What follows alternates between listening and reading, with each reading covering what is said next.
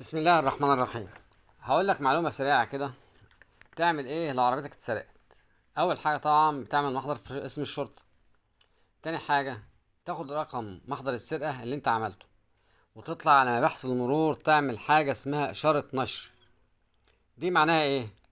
انك تنشر على كل اجهزة الحاسب الآلي في مصر ان عربيتك اللي نمرها كذا مسروقة. ودي ليها ميزة، لو العربية وقفت في كمين وفحصوا النمر بالجهاز اللي مع الضابط، هيعرف ان العربية دي مسروقة، وان اللي مبلغ بالسرقة فلان الفلاني وعنوانه كذا. ولو العربية حد لقاها وراحت اي اسم على مستوى الجمهورية هيقدر يوصل لك بسرعة.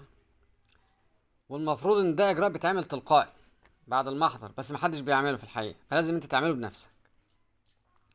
تالت حاجة، بتروح النيابة وتطلب من وكيل النيابة يديك جواب للمرور اللي عربيتك تابعة عليه بوقف التعامل على العربية بأي شكل.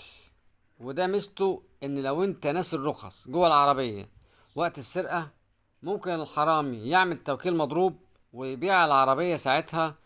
انت وقتها بتدخل في دوام. والسلام عليكم ورحمة الله وبركاته.